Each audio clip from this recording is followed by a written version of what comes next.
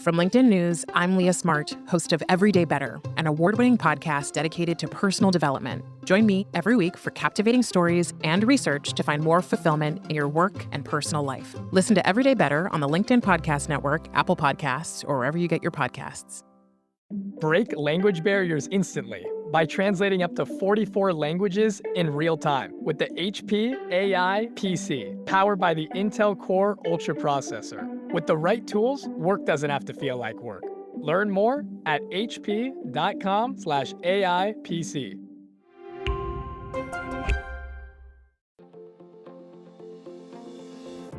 Hello, my friend, and welcome to another exciting episode of Negotiate Anything. Thanks for joining us today.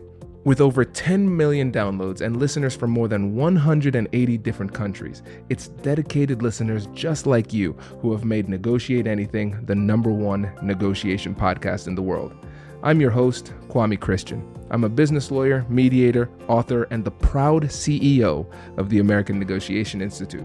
Now, before we get into today's insightful conversation, I have a golden opportunity for those of you who recognize the power of negotiation in your professional lives. Have you ever found yourself wishing that you could navigate those high-stakes conversations with more confidence? Or perhaps you're looking to empower your team with the art of persuasion and conflict resolution. At the American Negotiation Institute, we've crafted specialized keynotes and workshops tailored for those very needs. We've transformed the negotiation skills of professionals worldwide, and we're eager to do the same for you. We believe the best things in life are on the other side of difficult conversations, and our goal is to help you improve your lives and the lives of those around you, one difficult conversation at a time. Don't let another challenging conversation leave you second guessing. Click the link in the description to discover how we can help you find confidence in conflict, negotiate better deals, and have stronger relationships. Because in the world of business, every conversation counts. And now, without further ado, let's jump into the interview. Mohamed, thanks for joining the show. It's a pleasure to be here with you. I hope all is well in Ohio.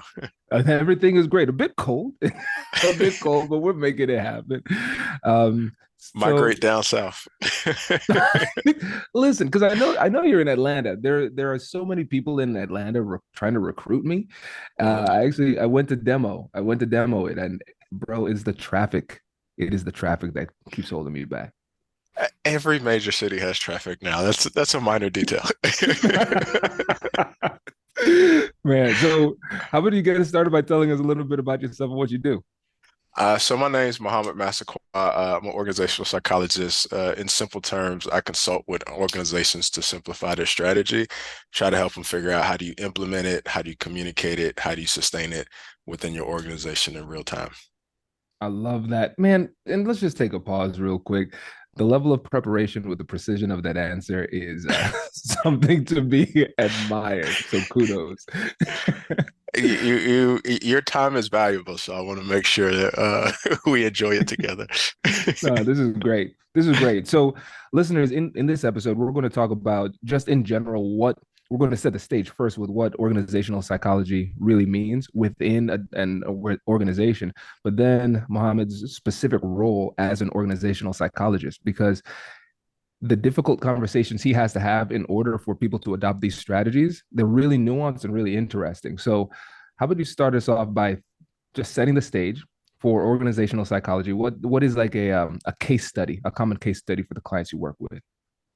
Well, when you think about organizations, what they're made of, you have your product and you have your people. And so some people lead with the product. Some people even try to artificially create financial results. But at the end of the day, your employees, your talent base, they're the ones who are really moving the needle for it.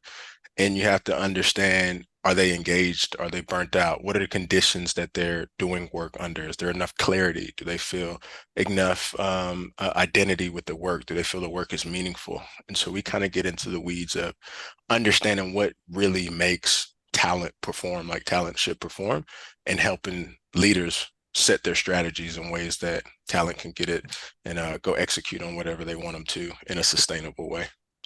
This is incredible because we can see how every single organization needs this. And it seems like it's either a situation where an organization is being intentional about this and the psychology is moving in the right direction, or they are unintentional and the elements of organizational psychology will still apply, but it just will not apply in a really positive way because they're just letting things happen without operating with any kind of intentionality here.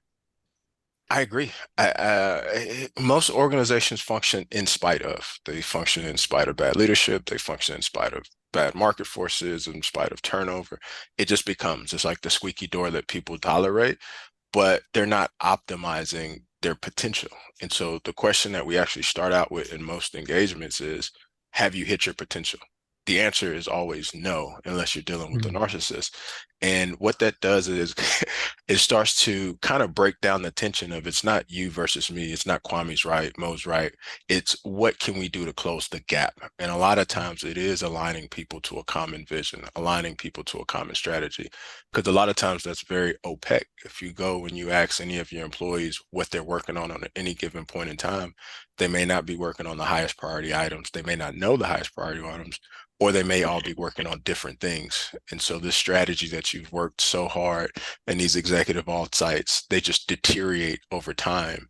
And that's what leads to all the factors that drive people crazy, where they don't believe in the vision of the company. They're disengaged. They don't think that their work ties into anything. They are burnt out because they're doing things that they're never going to get a result on at the end of the year. When it's time for compensation talks and it's time for promotional talks, that work hasn't actually pushed the organization forward because no one's given the framework to do that. And so if you can clean a lot of that up, you start to realize that generally people want to do a good job, but you have to help them get there. And so a lot of our work is trying to figure that out for them. Man, that makes a lot of sense. And just for me as a leader of the company, it's always good to have these reminders. And I think it's really important to normalize this, just to recognize that every individual, every company, every organization, we struggle with this to a certain degree. And if we're not being intentional about this, then we're just going to continue to struggle, and it's probably going to get worse over time. Yeah, and I've learned to give grace just because people think about their job function. And so if you're a marketer, if you're in law, if you're in finance, whatever your function is, you're going to anchor on that. But it's not often that we learn how to be people leaders. It's not often that we learn to remind people. We think that our knowledge is their knowledge, what we're seeing, they're seeing, how we feel, they feel. And it's just not always the case. Feedback is one of the most important things for employees, not just when it's time for them to move the needle on something, but every day so that they can do it. And this is one of the fascinating things from sports, where after every practice, we get feedback. After every game, we get feedback. After every play, almost, we're getting feedback. That allows us to course correct in the moment of truth versus waiting to the end of a particular block and trying to collect all the data to figure out where we stand in this moment in time. Well, it's too late. We could have corrected something, after the first play, but we've waited until the end of the season. And now, Mo, I'm realizing like we kind of buried the lead here, because we have to talk about your background with the organization that you worked with in the past too, because I think that'll give the audience some really great perspective to see the way that you take what you've learned from your experience in the league and apply it to the work that you do now as an organizational psychologist. Oh, yeah. So my first real job is I used to play in the NFL, and I got a chance to play for the Cleveland Browns. And what was really fascinating about that experience is that we had a ton of young, talented players. We didn't always know what to do at the highest level. And so you would have players in that system that kind of performed okay. They were athletic, but they weren't necessarily professionals. And then they would go to different systems and they'd be Pro Bowl players, or they'd be Super Bowl contributing players. And you just started to see that it's not always the talent, it's like how talent is led. So you may actually have a ton of talent in your organization, but can you develop the potential that they have? Can you streamline where their efforts are going to, so that it all maps onto, at the end of the day, what everybody wants, whatever this goal that you've bought into. And so that was a very, very fascinating experience of just learning, what could we be, what should we be, and where we didn't close the gaps, where we had an opportunity to. One of the things that you said as an organizational psychologist is that you need to understand the organization that you're dealing with, because you're coming in a lot of times from the outside trying to provide structures, frameworks, and strategies that they can implement in order to be successful. Now, in order to do that, you have to gather information. And especially if an organization is underperforming with the leadership, they might take that personally. They might be guarded or defensive. When you're having those conversations and you're trying to get that information, how do you break through? Well, it's not you try to be as objective as possible and you try to have a lot of grace. And so that you could be dealing with someone that is highly problematic. You're not going to tell them, that they're baby ugly. That's probably like the worst thing to do. But you're really going in there to understand, and things are highly interrelated. They're interconnected. And the more you can understand the complete picture, the more you can offer insights, not necessarily that I'm originating, but in every system, people know that system way better than an external person. It's my job to just find where those things exist within the organization and bring that institutional knowledge to the forefront, whether it's a challenge that can be solved or an opportunity that isn't leveraged properly. And if that's done well, the system improves itself organically because Ashley down here, she knows something that is thorny that she actually has a solution to, but no one knows that. Michael over here has a solution to something. And the more you can cherry pick the best of what a organization does, the more you help it solve itself. In sports, we would call that teach tape, where you're basically highlighting something that the system's already shown you that it can do at a high level, and you're just bringing that to everyone else for their awareness and attention so that they can mimic those activities. And so it's not creating something new. It's finding the good already within, which starts to break down a lot of the tension. That last part, not finding something new, but finding something that's already working, that sounds like the the thing that you hear from the wise man on the mountaintop, like that golden nugget, because I think that's so profound when you think about the fact that sometimes these organizations are struggling and they feel like they need to do something completely different from the outside. But what you're saying is that there are already things that they are doing well. It's about finding those bright spots and then finding ways to expand. Hello, my friends. Before we get back to today's episode, I want to ask you a question. Have you ever wondered how to elevate your team's negotiation game and how you can help the folks on your team have better, difficult conversations? At the American Negotiation Institute, we offer transformative keynotes and workshops tailored to empower professionals with top-tier negotiation and conflict resolution skills. Whether it's a keynote for your next event or hands-on training for your team, we've got you covered. Don't just negotiate. Master the art with the American Negotiation Institute. Click the link in the description to find out more. Elevate, negotiate, and succeed. Introducing the HP AI PC, your powerful AI assistant. Easily search through personal files, gain valuable insights, and make smarter, more informed business decisions. Unlock the future of work today with the HP AI PC, powered by the Intel Core Ultra processor. With the right tools, work doesn't have to feel like work. Learn more at hp.com/AIPC.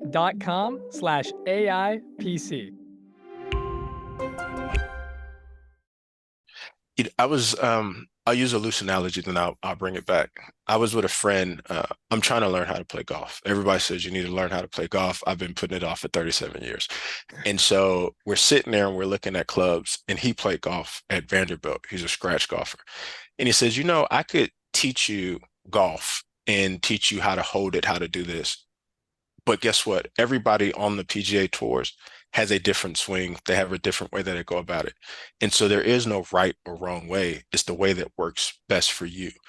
Organizations are very similar. There's certain things that live in theory. There's certain things that are best practices, but you're trying to figure out what is the best thing for this organization, because what works for company A may not work for company B. They don't have the same personnel. They don't have the same culture. They don't have the same cadence. And so in understanding what does this organization want to do, what they already doing at a high level, you let it live and breathe in the culture, in the vision, in the mission of this company. That's usually vastly different than another. But if you try to implement someone else's system, you're going to have a lot of tension because they're going to say, who's this outsider trying to teach me something? And they don't know what we're dealing with. and they're right. So Man, first of all, stop talking about my company, okay? Because you have you have no idea how timely this is. I'm gonna send this to my team of professional development. This is wild. So let's put the serendipity aside. But I really like that because essentially what you're doing is you are giving your organizations that you work with the right to be authentic. And it can feel really difficult to say, oh, I see this company doing it this way and this company doing it that way, and we're struggling, so we should try to be more like them. But really what you're helping people to do is be a better version of themselves, and that's really empowering. It can make this process a lot less daunting. And I want to go back to something that you said because it was brilliant, but we didn't get a chance to highlight it. Because when we're talking about gathering the information, and if you're talking to somebody, regardless of whether or not you like them or you disagree with their perspective or anything like that, you talked about the importance of extending grace. This is so important. And I think that it's something that people can say, yep, okay, extend grace, check. But we don't understand what that really means or how to operationalize it. So we don't do it. And then people feel judged and then they get defensive. And then we don't get that objective information that is so vital for us in solving this problem. So if we're having a conversation with somebody within our organization and we're trying to get information from them to get an understanding of their perspective, but we disagree, how do we extend grace and stay curious so we can increase our understanding? certain things trigger us where a person could say something and it triggers us and we automatically get defensive or we automatically want to correct what they've just said. A lot of times you have to understand things in context or you have to scratch around it to see where can I actually insert myself. If I'm going toe to toe with someone, that's a recipe for disaster. The more I can understand holistically, why does this person view it this way? Why do they have this approach? Is this from a previous experience? Is this person doing the best that they can do? Do they think that this is the best way because they've read it somewhere? Is this something that's been trained? Is this just innately their personality? Is it a cultural difference? There's a lot of things that we don't know without being able to get that. And so it takes time. And if you don't spend the time to kind of unearth these things, you can kind of jump into a situation that you have to then clean up something else because you're not fixing the thing that you're trying to fix, you're fixing the residual. And so that grace just gives you a little bit more time to understand holistically what you're dealing with. And sometimes you do have people that are problems, that they're true problems. And that takes a little bit more finesse to figure out, okay, once again, what are you trying to accomplish? Are you trying to lead this team and perform? Are you trying to destroy this team? Do you realize that you're having this impact? This was where data can kind of show, hey, your people aren't, they don't have belief in the mission. Hey, your high performers are more likely to turn over. This particular site over here feels impacted. This may be related to this thing over there. And so it's a bit of storytelling, it's a bit of data, it's a bit of understanding how things are evolving holistically, but you can't change anyone. And so you may actually have a situation where a person, there's certain family-owned businesses where a person's like, hey, we've done it like this for 50 years. It is what it is. And then you try to figure out how can I create solutions in maybe a different area and maybe bring this person along later. But you're using everything at your disposal. Yeah. No, this is fascinating. This is fascinating because I'm glad that we started talking about the resistance piece because we don't want to play as if it's all unicorns and rainbows. When you're talking about the fundamental nature of a business, how it's structured, lots of egos are entwined with that, money's on the line, all of these things, you're going to run into some resistance. So we talked about how we can gather information non-judgmentally by extending grace. Now let's say we're getting to that point where we're giving solutions and we're running into resistance. What tools do you use to try to break through or navigate those conversations? Yeah, I mean, I've been with executive teams and the CEO stands up and say, I disagree. And they're at one end of the conference room. I'm in a different room and their team is in the middle of it. That is not the time to, dig your heels into the ground. A lot of times what's more important is creating momentum in the right direction. And so what are the wins that we can build off of? And if they're early enough to where a person becomes a little more curious, because they're still filling you out. Yeah, you once again, this sounds great on paper, but you don't know my system, you don't know my thing, you don't know whatever. the more I can figure out, the more the team can figure out what are the things that actually push the needle forward right now, that extends you a little bit more runway to then figure out how to get to the more complicated things. And once again, that is, we're sitting at a table, you have a process that you're struggling with, your colleague is thriving in this process. Y'all don't know because you haven't talked to each other. If we can just share that around and shave off time off your already busy schedule, generate income in a way that's meaningful to the company, change the engagement so that people are feeling to the same mission, that will buy you time to then get to the more thorny, sticky stuff. Sequence is also important when you're dealing with these things, because if you try to go in the wrong sequence, things could get destroyed. But if you're picking your spot strategically, you give yourself a longer runway to get to the more complicated things. Man, this is powerful. This is powerful because again, you might have, let's for the audio only listeners, I'm using air quotes heavily and sarcastically here. You might have the right answer, but that doesn't mean that they're going to adopt it. There has to be a persuasive strategy behind that. And a lot of times people just say, I'm going to move like with blunt force here and just say, this is the truth. This is what you need to do. And then it becomes a war of wills and where egos are on the line. And it makes it almost more difficult for the person to adjust because now you've attacked the person directly and it makes it hard for them to save face, which is as exiting the conversation or interaction with dignity and self-respect. And so we create a scenario where it's almost impossible for them to adjust, even if they might on a certain level agree, just on principle, they almost feel it's necessary to dig in. So I really love the fact that we're bringing in the concept of momentum. I think in tough conversations, this is not explored enough because if you start to accumulate these small wins and start to move in the right direction, now you've gotten yourself to a situation where you've earned the right to address these thornier topics. But if you start off with the most difficult problem, it's going to be very, very tough for you to see progress in that situation. Yeah, it's not my job to be right. It's my job to be effective. And so if I'm right, um, you may not get the result that you want. But if I'm effective in continuing to make progress and I'm doing that at a speed, at a cadence in which is pleasing to the organization, that is the ultimate goal. Because in reality, you never solve everything, but can we solve the one thing, the two thing, maybe bring more awareness to the third thing that's meaningful for you? And if you have an organization of any size stature, you get a 5% increase in an area, you get a 10% increase in an area. That is so transformative and impactful. And so we're taking these wins with the understanding that they are moving the needle.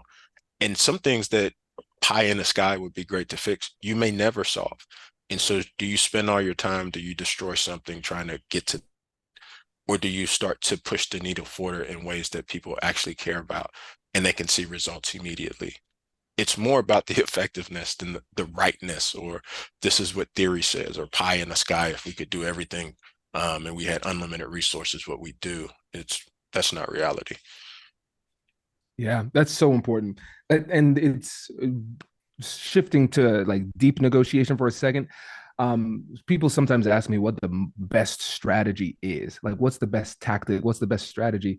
And or how would you describe your negotiation style? I say my style is effective, and that requires different things at different times. And so if you just go in with one approach in every situation, it's not going to be effective. You have to be able to be flexible.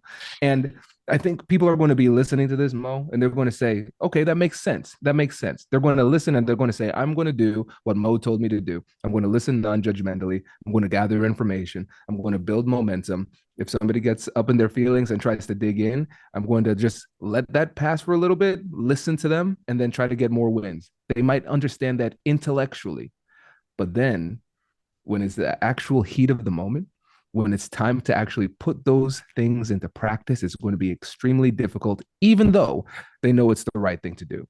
So now shifting to performance here, how does somebody actually put these tools into play when everything inside of them is telling them to, shut the other person down?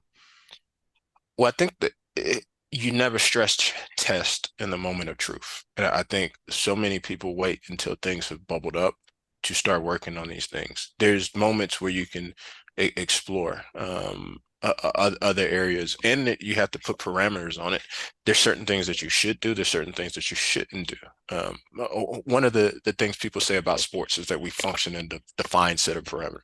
The football field is 120 yards long, 53 yards wide. You're not going to shoot basketballs on a football field. It just doesn't make sense. In business, sometimes people feel like anything can go. You can say anything, you can do anything, versus actually putting parameters of how you want your company to operate. In simple terms, it's your mission, it's your values. If you can continue to map your activities onto that, now you have a built-in accountability tool. And so if respect is one of our core values, of course, it doesn't make sense for me to cuss you out. And if we're continuing to reinforce those things, we're going to speak in a respectful way, even if I disagree with you. And so you're reinforcing it with timing, you're reinforcing it through the values that a company lives in. And so hopefully that just isn't jargon in text. It's sometimes you bring in someone else that may be able to deliver the message better. Maybe it's because of power dynamics, maybe it's because of other things where you could bring in a third party. Once again, you're using everything at your disposal. But if you're waiting to the moment where it bubbles up and it's super stressful, that's going to cause destruction. It's just, it is what it is. Brilliant. No, man, that makes a lot of sense. And I think there might be some people in there saying, you know what, after hearing your description of organizational psychology and how you and your team can help, they might be saying, man, how can I get in touch with this guy? How can I work with him? So before we wrap up, Mo, I want to give you an opportunity to remind listeners about yourself, about your company, and how they can work with you. Yeah, so you can find me on LinkedIn, Mohamed Massaquoi. One of the only ones you may find my dad. I'm sure he'll forward it to me. We have the same name. Or you can go to thevessel.com, THEVESSOL.com.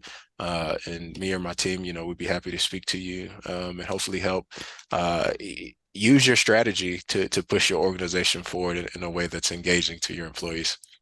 Love it, man. I appreciate you coming on the show. Really appreciate it. Congratulations, you've just joined an elite club. By listening to a full episode, you're now officially on the Negotiate Anything team. So welcome aboard. What most team members do is they subscribe to the podcast because that allows them to automatically get the latest episodes of the show. The best things in life lie on the other side of difficult conversations. Keep learning, keep practicing, and keep getting better. Your relationships will improve, your career will soar, and you'll have the confidence you need to get the most out of these crucial conversations. Again, thank you for joining the team. We're excited to have you, and I will see you in the next episode. I'll catch you later.